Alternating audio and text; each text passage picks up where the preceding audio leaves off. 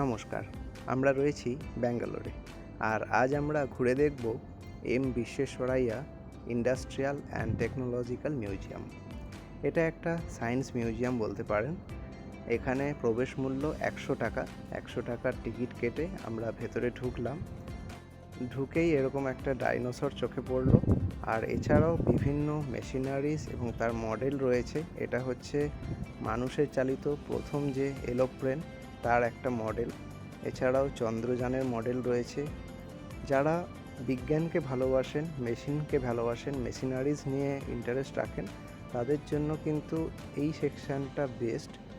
আর প্রচুর যন্ত্রাংশ এবং তার কার্য কীরকমভাবে হয় সেগুলোকে দেখানো হয়েছে। যেমন দেখুন, এটা হচ্ছে বাতাসে যে কল, বাতকল বলে, সেটা কিভাবে কাজ করে, উইন্ড মিল।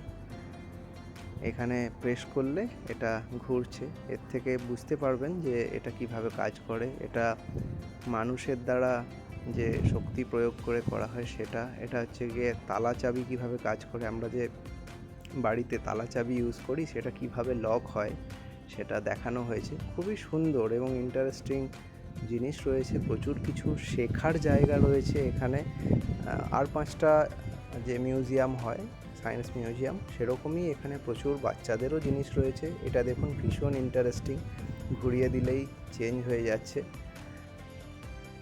আর এই যে মিউজিয়ামটা, এম বিশ্বেশ্বরাইয়া, ওনার সম্পর্কে বলি। উনি একজন ইঞ্জিনিয়ার ছিলেন, ভারতরত্ন, এবং ওনার বার্থডে আজও আমাদের দেশে ইঞ্জিনিয়ার্স ডে হিসেবে সেলিব্রেট করা হয়। এই মিউজিয়ামটাতে টোটাল 4টে ফ্লোর রয়েছে, আর প্রতিটা ফ্লোরেই একটা একটা করে সেকশন রয়েছে। এখন আমরা যে ফ্লোরে রয়েছি এখানে মহাকাশ রিলেটেড জিনিসপত্র রয়েছে। দেখতেই পাচ্ছেন স্যাটেলাইট রয়েছে, এখানে দেখতেই পাচ্ছেন রকেট রয়েছে, পিএসএলভি, জিএসএলভি। এই জায়গাটা ব্যাঙ্গালোর সিটির একদম প্রাণকেন্দ্রেই রয়েছে। পাশেই রয়েছে চিন্নাস্বামী স্টেডিয়াম। আর যদি এটা দেখতে আসেন, এর পাশাপাশি অনেকগুলো স্পট পেয়ে যাবেন। যেমন কুবন পার্ক রয়েছে, সেটাও আপনারা ঘুরে দেখতে পারেন।